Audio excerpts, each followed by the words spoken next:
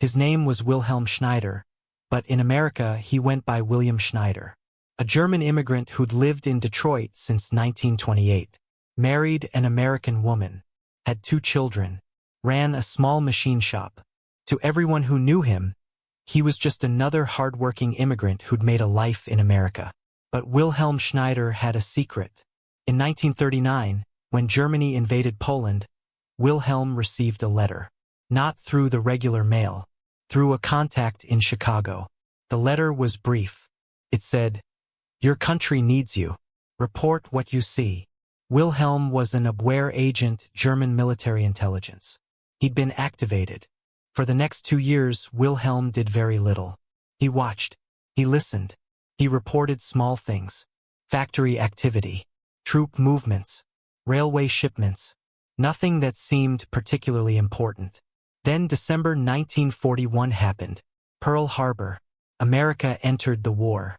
Within weeks, everything changed. Detroit, the city Wilhelm lived in, transformed overnight. Automobile factories stopped making cars. They started making tanks, trucks, jeeps, aircraft engines. Everything the military needed. Wilhelm's handler gave him new instructions. Find out how much they're producing. We need numbers. Exact numbers. It should have been impossible. American factories were heavily guarded. Security was tight. Asking too many questions would get you arrested. But Wilhelm had an advantage. His machine shop supplied parts to several factories. He had legitimate reasons to be near production facilities. He could observe. He could count. He could calculate. In early 1942, Wilhelm focused on one factory in particular, the Ford River Rouge Complex. It was the largest integrated factory in the world. It had its own steel mill, its own power plant, its own railway system. Raw materials went in one end. Finished vehicles came out the other. Before the war, River Rouge had been producing cars. Thousands of cars. Now it was producing military trucks. The famous Deuce and a Half, the 2.5-ton cargo truck that would become the backbone of American logistics. Wilhelm needed to know, how many trucks were they building? He couldn't just walk into the factory and count. But he could observe the railway shipments. He could watch the trucks being loaded onto trains. He could time how often trains left the facility. For 3 months, Wilhelm watched. He kept detailed notes, hidden in his workshop, disguised as business records. Order numbers that were actually production counts. Dates that were actually shipment schedules. By May 1942, Wilhelm had enough data to make a calculation.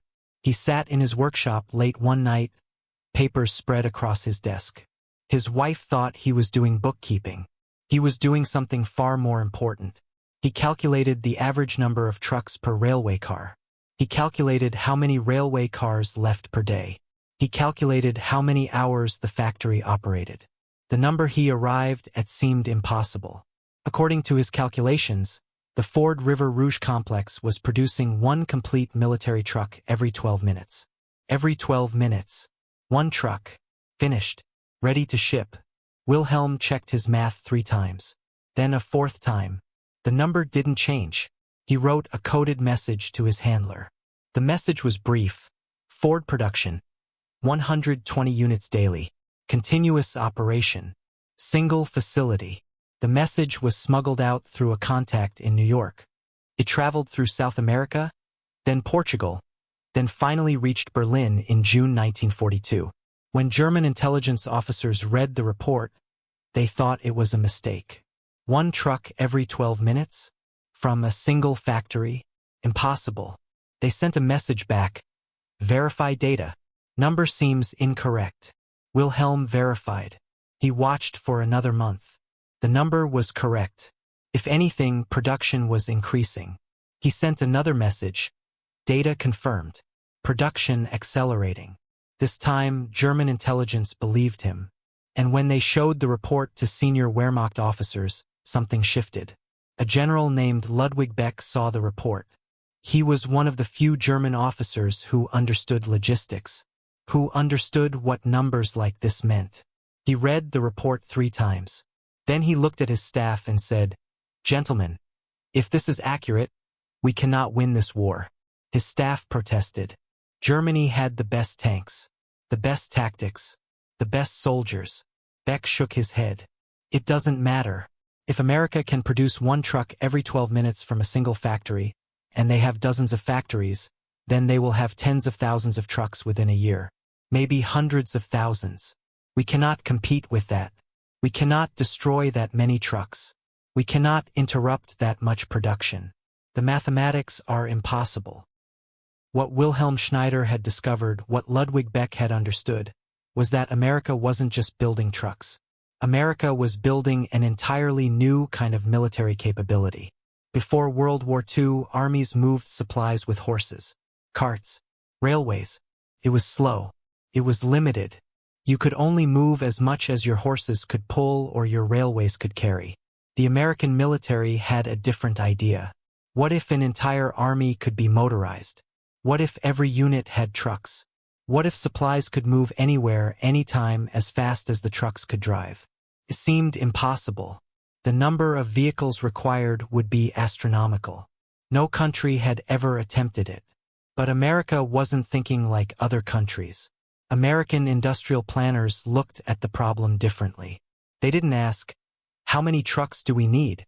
They asked, "How many trucks can we build?" And the answer was, more than anyone thought possible. The Ford River Rouge Complex wasn't the only factory building trucks. General Motors had facilities in Michigan, Ohio, and Indiana. Dodge had factories. International Harvester had factories. Studebaker, White Motor Company, dozens of manufacturers all converted to military production. Each factory was producing trucks at rates that would have seemed impossible before the war. By the end of 1942, America was producing over 500,000 military trucks per year. 500,000. In a single year. Germany, by comparison, was producing about 100,000 trucks per year. And German trucks broke down more frequently. They required more maintenance. They used more fuel. American trucks were designed differently. They were simpler, easier to repair, standardized parts. A mechanic could fix an American truck with basic tools. A German truck required specialized equipment. But production numbers were only part of the story. The other part was what America did with those trucks. In 1942, American war planners created something called the Red Ball Express concept.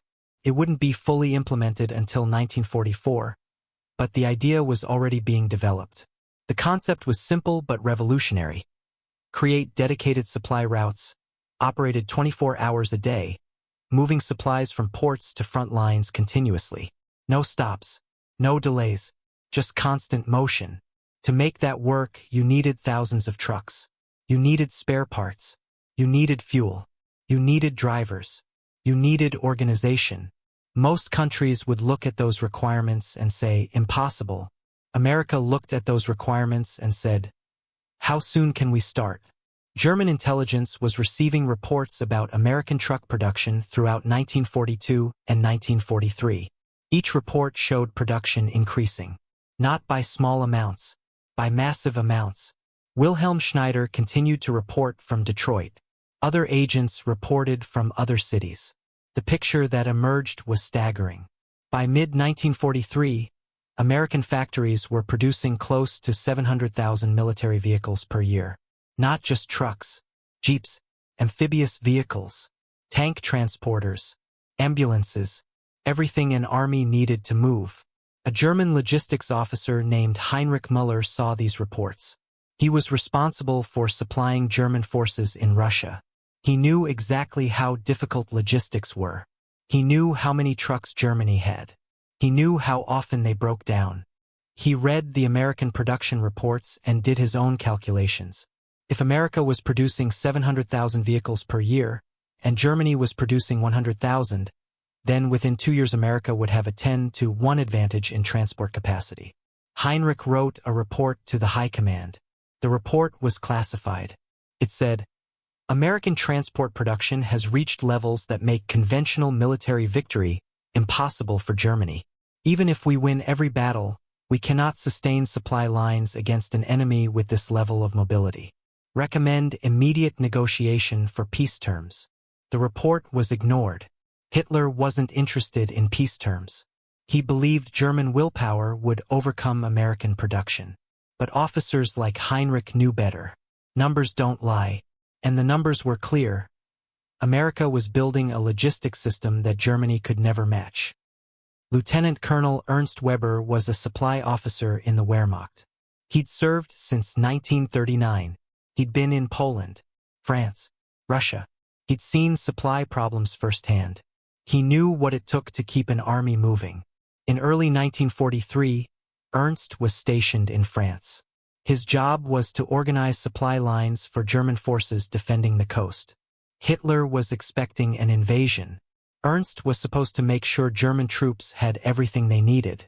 It was nearly impossible. German supply convoys were constantly being attacked by Allied aircraft. Railways were being bombed. Trucks were breaking down. Spare parts were scarce. Fuel was rationed. Ernst would submit requests for 100 trucks. He'd receive 20, and half of those would break down within a month.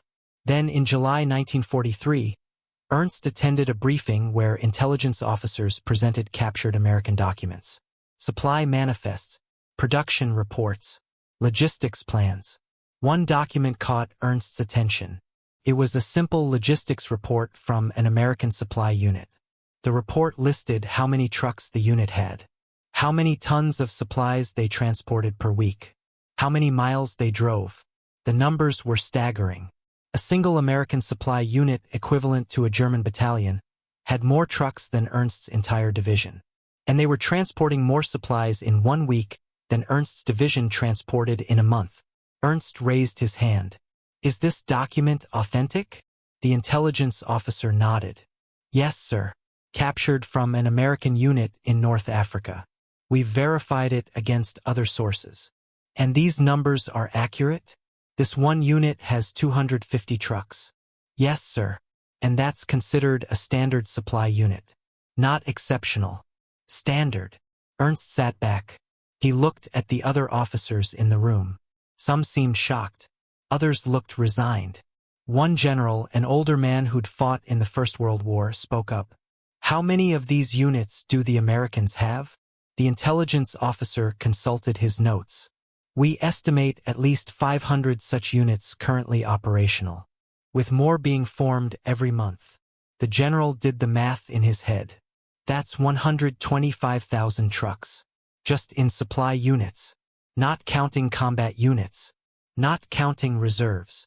"Correct, sir." The room went silent. Ernst understood what this meant.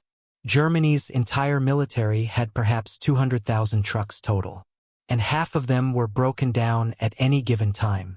America had 125,000 trucks just in supply units, and they were building more, thousands more, every month. After the briefing, Ernst approached the general. "Sir, may I speak with you?" The general nodded. They walked outside, away from other officers. "Sir," Ernst said, "those numbers, if they're accurate, we cannot win this war." The general lit a cigarette. He was quiet for a long moment. Then he said, "I know, sir. I've known since 1942, when I first saw reports of American production. I knew then, but what am I supposed to do? Tell Hitler we should surrender because America has more trucks than us?" Ernst didn't have an answer. The general continued, "Every officer who understands logistics knows we've lost. Every officer who's seen American production numbers knows we've lost. But we're soldiers. We have orders. We follow them, even when we know those orders are leading to defeat." Ernst thought about that conversation for the rest of the war. How many officers knew Germany would lose? How many kept fighting anyway because that's what soldiers do? In September 1943, Ernst received new intelligence reports. American production had increased again. They were now building close to 800,000 military vehicles per year. Ernst filed the report. He didn't show it to his superior officers. What was the point? The numbers just kept getting worse. Every month, American production increased. Every month, German production struggled to meet basic needs. By December 1943, Ernst had a quiet conversation with another supply officer. His friend asked him, When do you think the invasion will come? Ernst thought about it. Spring 1944. Maybe summer. Can we stop it? Ernst shook his head. No. We can fight. We can make it difficult. But stop it? No. They have too much. Too many soldiers. Too many ships. Too many tanks. Too many trucks. Too much of everything. His friend looked out the window at the French countryside. So we're just waiting to lose? Yes, Ernst said quietly. Yes, we are. June 6, 1944. D-Day. Ernst Weber was at his headquarters when the reports started coming in. Allied forces landing in Normandy. Thousands of ships. Thousands of aircraft. Tens of thousands of soldiers. The German defensive positions fought hard. But within a week, it was clear the Allies were staying. The beachhead was established. Supplies were flowing. Ernst's job was to track Allied logistics, to understand their supply capabilities, to identify weaknesses that German forces could exploit. What he found was terrifying. The Allies weren't just landing supplies. They were landing supply systems, prefabricated ports, floating harbors, underwater pipelines for fuel, entire logistics networks being assembled on the beaches. Within 2 weeks of the invasion, the Allies were landing 20,000 tons of supplies per day. 20,000 tons. Daily. For comparison, Ernst's entire army group required about 3,000 tons of supplies per day. And they were struggling to receive even half that amount. The Americans were landing supplies for multiple army groups. Every single day. And the volume kept increasing. By July, Ernst received intelligence reports about something called the Red Ball Express, a dedicated trucking route running 24 hours a day, moving supplies from the Normandy beaches to the front lines. The report said the Red Ball Express was using 6,000 trucks, running continuously, moving 12,500 tons of supplies per day. Ernst read the report 3 times. 6,000 trucks, in a single supply route, for a single operation. Germany's entire Western Front probably had 10,000 trucks total. The Americans had dedicated 6,000 trucks to a single supply route. And they had other supply routes, other operations, other fronts. Ernst showed the report to his commanding officer, General Hans Speidel. The general was Rommel's chief of staff. He understood logistics better than most. Speidel read the report. Then he looked at Ernst. Is this verified?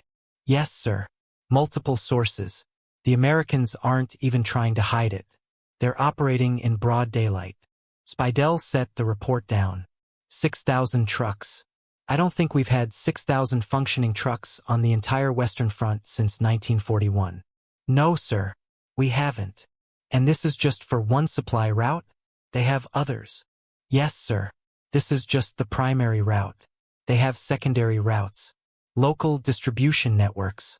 The entire system it's on a scale I've never seen. Speidel walked to the window. He was quiet for a long time.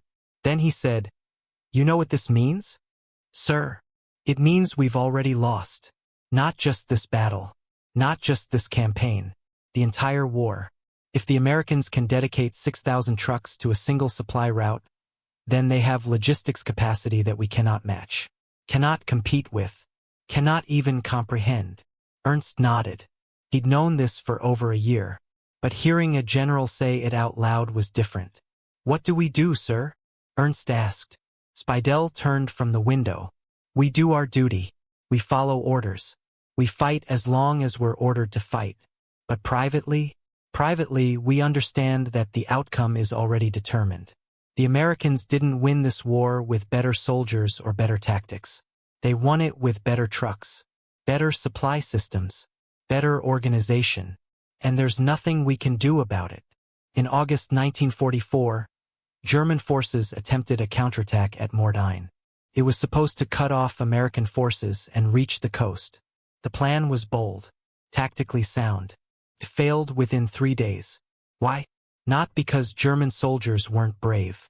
Not because German tactics were flawed. But because German forces ran out of fuel. Their tanks stopped. Their trucks stopped. And American forces, with their endless supply lines, simply overwhelmed them. Ernst watched the Mordine counterattack fail. He knew it would fail. Everyone who understood logistics knew it would fail. You cannot win battles without fuel. And Germany was running out of fuel. America had so much fuel they were storing it in depots all across France. 50,000 gallons here. 100,000 gallons there. Fuel just sitting, waiting to be used. By September 1944, German forces were in full retreat. The Allies were advancing across France. Paris was liberated. The Germans were being pushed back toward the Rhine. Ernst Weber was still tracking American logistics. It was his job. Even though he knew the war was lost, he kept doing his job. The numbers he was seeing were beyond comprehension. By the end of 1944, America had produced over 3 million military vehicles. 3 million. Trucks, jeeps, ambulances, everything.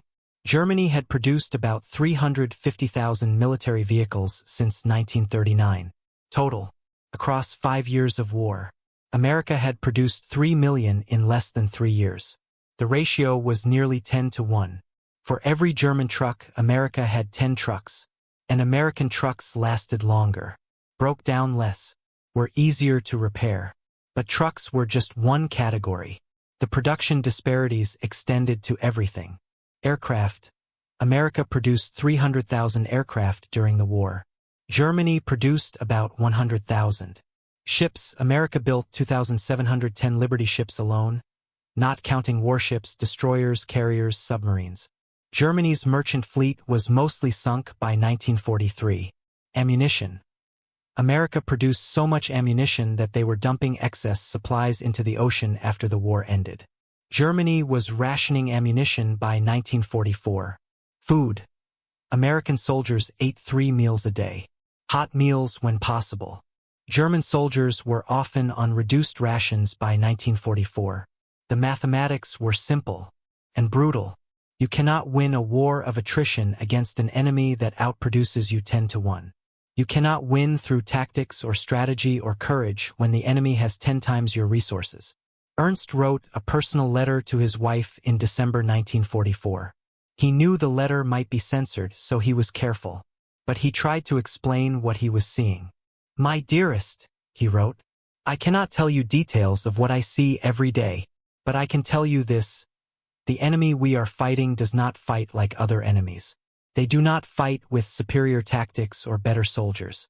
They fight with numbers, with production, with organization. They have more of everything.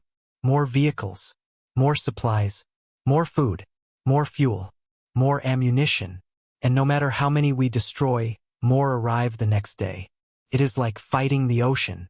You can win a battle against a wave, but you cannot win against the entire ocean." The letter was intercepted by censors. It was never delivered, but Ernst kept a copy in his personal effects. In January 1945, Ernst was captured by American forces. He spent 6 months in a POW camp.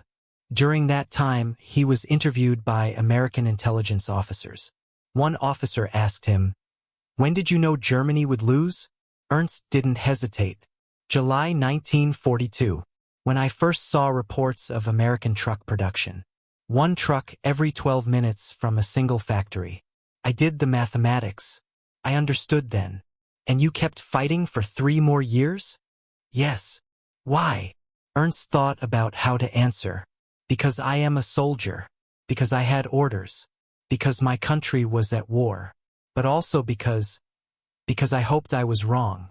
I hoped the numbers were incorrect. I hoped that somehow Germany would find a way. But the numbers weren't wrong. And there was no way."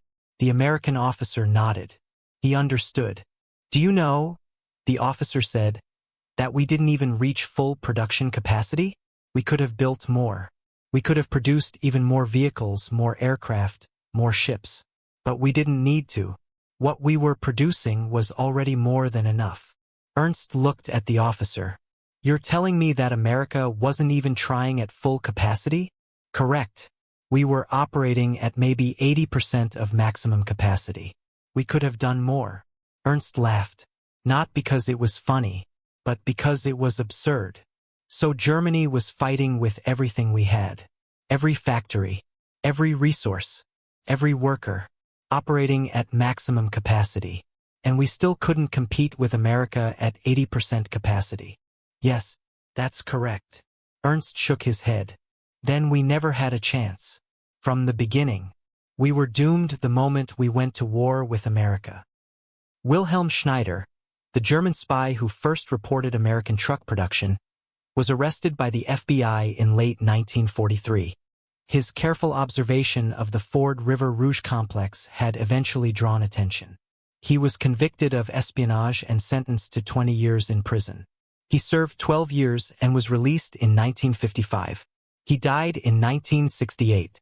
In his memoirs, written in the 1960s but not published until after his death, Wilhelm wrote about that night in May 1942 when he first calculated American production rates. "I sat at my desk," Wilhelm wrote, "and I looked at the number I had calculated. 1 truck every 12 minutes. And I knew in that moment that Germany had lost the war. Not would lose, had already lost.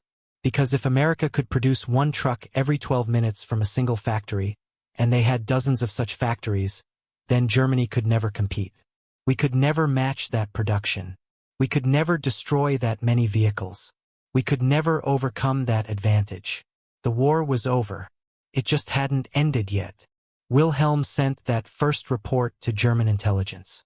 And German intelligence shared it with Wehrmacht planners. And some of those planners understood immediately what it meant. But others didn't believe it. They thought the numbers were exaggerated. They thought Wilhelm was mistaken. They thought American production couldn't possibly be that high. They were wrong. American production exceeded even Wilhelm's estimates. The Ford River Rouge Complex increased production throughout the war. By 1944, they were producing even faster. Other factories matched or exceeded Ford's production rates. By the end of the war, America had built 2.4 million trucks. Not counting Jeeps, which were another 640,000 vehicles. Not counting specialized vehicles like tank transporters or amphibious vehicles. 2.4 million trucks. In 4 years. Germany built about 350,000 trucks in 6 years of war. The ratio was nearly 7-to-1. For every German truck, America had 7 trucks. And those American trucks won the war. Not by themselves, of course. Brave soldiers won battles. Strategic decisions won campaigns. But trucks won the war. Because trucks moved supplies. And supplies kept armies fighting. And armies with supplies defeated armies without supplies. General Dwight Eisenhower, Supreme Allied Commander, said after the war, "The truck was as important to American success as the tank or the aircraft. Without trucks, we could not have moved our armies. Without trucks, we could not have supplied our soldiers. The truck was the unsung hero of World War II." Ernst Weber survived the war. He was released from the POW camp in 1945. He returned to Germany. He worked in logistics for a civilian company. He died in 1979. In an interview in 1975, a historian asked Ernst, "What was the key to American victory in World War II?" Ernst thought about it. Then he said, "Production, organization, logistics." The Americans understood that modern warfare isn't won by better tactics or braver soldiers. It's won by better supply systems. And their supply system was built on trucks. Thousands of trucks. Tens of thousands of trucks. Hundreds of thousands of trucks. All moving supplies constantly. All working together as a system. Germany never understood that. We thought warfare was about battles. America understood warfare was about supply lines. And they built the best supply lines in history. The historian asked, "When did you personally understand that Germany would lose?" "July 1942, Ernst said without hesitation. "When I saw the first intelligence reports about American truck production. 1 truck every 12 minutes from a single factory. I calculated what that meant. I understood the implications. And I knew at that moment that Germany could not win. The mathematics were impossible." Part 7. The conclusion, 48:00, 55:00. The story of American truck production in World War II is not a story about vehicles. It's a story about industrial capacity, about organization, about the ability to produce at scales that had never been attempted before. It's also a story about the difference between tactical brilliance and strategic capability. Germany had brilliant generals, Rommel, Manstein, Guderian, men who understood tactics and strategy, men who won battles against superior numbers. But all the tactical brilliance in the world cannot overcome a 7-to-1 disadvantage in logistics capacity. You cannot win battles without supplies. You cannot move armies without trucks. You cannot sustain a war effort without industrial production. America understood this. America built its entire war effort around this understanding. The result was a logistics system that kept millions of soldiers supplied across 2 oceans, that moved supplies from American factories to battlefields in Europe, Africa, Asia, and the Pacific, that kept armies moving when other armies would have stopped. And at the heart of that system were trucks, millions of trucks, built in factories like the Ford River Rouge Complex, built at rates that seemed impossible, built faster than they could be destroyed. 1 truck every 12 minutes. That number, more than any other, explains why America won World War II. Not because American soldiers were braver, though they were brave. Not because American generals were smarter, though they were smart. But because American industry could produce vehicles faster than any other nation on Earth. Wilhelm Schneider understood this in 1942. Ludwig Beck understood this in 1942. Ernst Weber understood this in 1942. But understanding didn't change the outcome. Because once the industrial machine was running, once the factories were producing at full capacity, once the supply lines were established, nothing could stop it. Germany tried. They bombed factories. They sank ships. They attacked supply convoys. But for every truck they destroyed, America built 10 more. For every ship they sank, America built 20 more. The mathematics were inexorable, inevitable, impossible to overcome. In the end, World War II was won not on battlefields but in factories. Not by soldiers but by production workers. Not by tactics but by logistics. And the symbol of that victory, the physical manifestation of American industrial might, was a simple military truck. The Deuce and a Half. The 2.5-ton cargo truck that moved supplies from the beaches of Normandy to the streets of Berlin. Millions of them, built at rates that astounded enemies and allies alike. 1 truck every 12 minutes. That's what won the war.